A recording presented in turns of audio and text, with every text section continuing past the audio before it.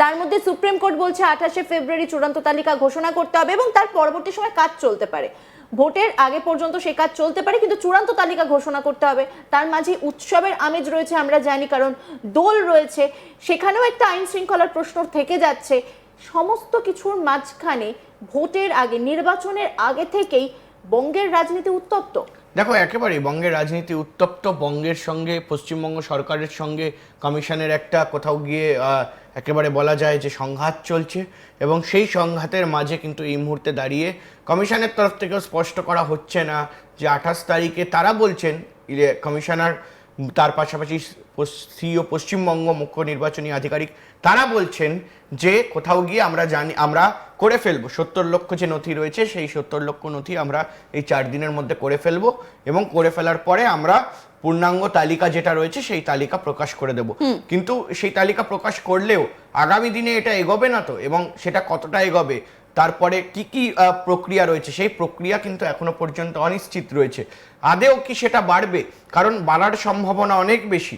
যে 70 লক্ষ নথি রয়েছে, সেই 70 লক্ষ নথি যাচাই করা, তাদের বিচারপতিদের কাছে পাঠানো, এবং তার পাশাপাশি কিন্তু কোনটা ক্যান্সেল হচ্ছে, কোনটা কিভাবে হচ্ছে, কি লজিক্যাল ডিসক্রিপেন্সি, ডিজিটাল ডিসক্রিপেন্সি, তাদের কথা শোনা, একেবারে হিয়ারিং করানো।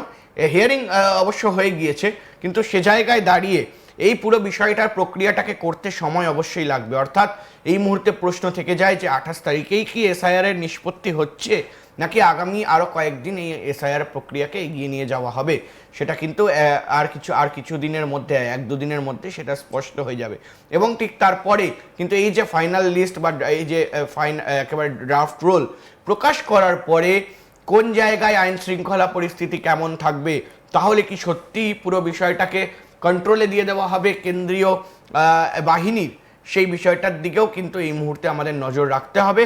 কিন্তু স্পষ্টত এটাই দেখার বিষয় যে ঠিক এই যে আইজি সিআরপিএফের সঙ্গে বৈঠক, তাদেরকে সূত্র মারফত খবর যে পুরো একেবারে ফোর্স রেডি করে রাখার কথা বলা হয়েছে, তাদেরকে সক্রিয় থাকার কথা বলা হয়েছে, যখন তখন তাদের ডাক পড়তে পারে, এই বিষয়গুলো নিয়ে কিন্তু এই মুহূর্তে প্রশ্ন উঠে যায় যে তাহলে কি 1 তারিখ থেকেই পুরো গোটা রাজ্যের প্রেক্ষাপট সেটা কি চেঞ্জ হতে চলেছে, নাকি একেবারে যে প্রক্রিয়া যেভাবে চলছে সেভাবেই চলবে? মানে আজকে যে শুনানি হয়েছে সেখানে প্রধান বিচারপতি বলেছেন একজন জজের দিনে এসআইআর নিয়ে 50টি আপত্তি নিষ্পত্তি সম্ভব। তুমি যেমনটা বলছিলে যে এতগুলো এখনো পর্যন্ত 70 লক্ষের কাছাকাছি বাদ রয়েছে কাজ, সেখানে দাঁড়িয়ে প্রধান বিচারপতির তরফ থেকে এই কথা বলা হয়েছে এবং যত দ্রুত সম্ভব কাজ শেষ করতে বলা হচ্ছে।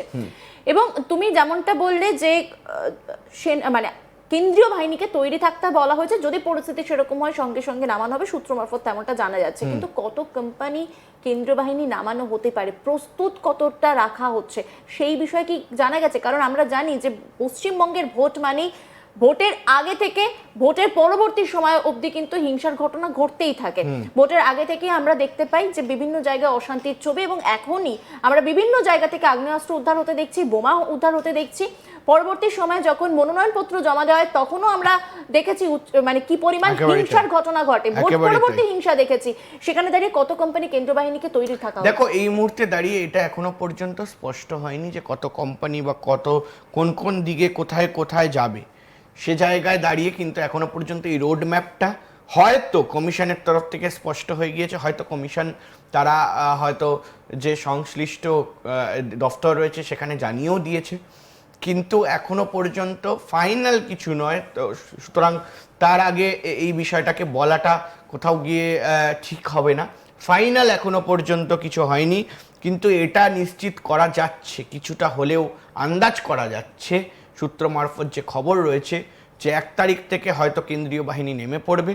এবং তারা কেন নামবে এটাও বলে রাখি যে এসআইআর এর প্রক্রিয়ার যে কাজ হচ্ছে সেই কাজটাকে সুনিশ্চিত সুরক্ষা দেওয়ার জন্য, এবং সেখানে দাঁড়িয়ে বিচারপতিদের সুরক্ষা সেটা হতে পারে, সেটা বাদবাকি যারা এই মুহূর্তে কাজ করছেন অফিসাররা, পশ্চিমবঙ্গ সরকার হোক বা কমিশনের তরফ থেকে হোক, তাদের নিরাপত্তা সুনিশ্চিত করার জন্য হতে পারে।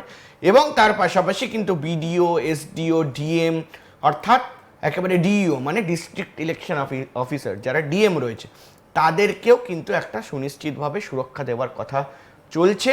এবং সেই জন্যও কিন্তু হতে পারে, কারণ অতীত যদি আমরা দেখি বা এসআইআর প্রক্রিয়ার মাঝখানে যদি আমরা দেখি, তাহলে অবশ্যই এটা স্পষ্ট হয়েছে পশ্চিমবঙ্গে এই যে অভিযোগ করা হয়েছে কমিশনের তরফ থেকে কিছুটা হলেও সত্যি এবং পুরোটা মিথ্যে এমনটা বলা যায় না।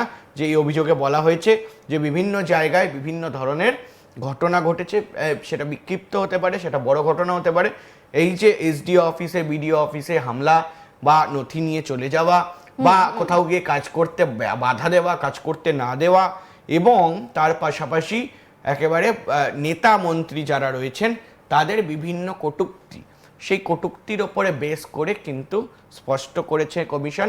সুপ্রিম কোর্টেও এই কথা তুলেছে, অর্থাৎ সে কারণেই যদি সেই ভয়ে বা সেই জেরে যদি কেন্দ্রীয় বাহিনী এখন ঢোকে, তাহলে এটা বলাই যায় যে এটাই অবাক হবার কিছু থাকবে না।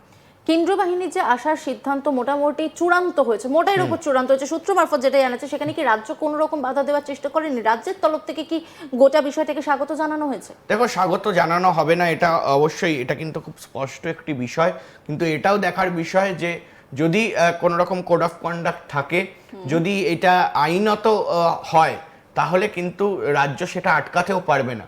অর্থাৎ রাজ্যের ওপর, রাজ্যের নিরাপত্তার ওপর যদি প্রশ্ন তুলে এই মুহূর্তে কমিশন বলে কোর্টে এবং সুপ্রিম কোর্ট যদি সেটা রায় দেয়, তাহলে কিন্তু স্পষ্টত এই কেন্দ্রীয় বাহিনী কিন্তু ডিপ্লয় করতে হতে পারে। মানে এখনো পর্যন্ত চূড়ান্ত সিদ্ধান্ত গ্রহণ হয়নি, তবে 28শে ফেব্রুয়ারির মধ্যে কিন্তু এসআইআর এর চূড়ান্ত তালিকা যে প্রকাশ করতে হবে সেটা সুপ্রিম কোর্টের তরফ থেকে বারবার বলা হয়েছে এবং যত দ্রুত সম্ভব গোটা বিষয়টাকে শেষ করতে বলা হয়েছে। নির্বাচন না হওয়া পর্যন্ত, তার আগে পর্যন্ত কাজ হতে পারে, তবে নির্বাচনের দিনক্ষণ কবে ঘোষণা হবে সেই নিয়ে কিন্তু এখনো কোনো স্পষ্ট বার্তা পাওয়া যায়নি। তবে অনির্বাণ, তোমার কাছে একদম শেষের একটা বিষয় নিয়ে জানতে চাইবো। নির্বাচন এবারে অনেক কিছু শোনা যাচ্ছে, কখনো শোনা যাচ্ছে এক দফায় হবে, কখনো শোনা যাচ্ছে 2 দফা হবে, কখনো শোনা যাচ্ছে যে সব থেকে বেশি যদি হয় 3 দফায় নির্বাচন হতে পারে। সেক্ষেত্রে দাঁড়িয়ে গোটা পরিস্থিতিটা কন্ট্রোল করার জন্য কত কেন্দ্রীয় বাহিনীর ওপরও যেমন চাপ থাকবে, রাজ্যের ওপরও চাপ থাকবে, কারণ যেহেতু এই রাজ্য অনেকবার বললো, বারবারই বলা যায় যে হিংসার ঘটনা দেখে এসেছে, সেখানে রাজ্যের সহযোগিতাও কিন্তু অত্যন্ত জরুরি নির্বাচনকে একেবারে শান্তিপূর্ণ করার জন্য। একেবারেই তাই। এবং তার পাশাপাশি রাজ্যের তৎপরতার সাথে সাথে কিন্তু এটাও দেখতে হবে যে কত কোম্পানি সেনাবাহিনী আসে। 480 কোম্পানি সেনাবাহিনী এর আগে কথা চলছিল সূত্র মারফত, কিন্তু তার থেকেও বেশি এই মুহূর্তে সেনা বলা ভুল হবে, কেন্দ্রীয় বাহিনী তারা কিন্তু সেখানে আসতে পারে। এবং সেই কেন্দ্রীয় বাহিনী যদি তুমি স্পষ্টত এটা বোঝাই যাচ্ছে যে যদি কোথাও গিয়ে 3 দফা 2 দফায় ভোট হয়, তাহলে কিন্তু কেন্দ্রীয় বাহিনীর সংখ্যাও বাড়াতে হবে।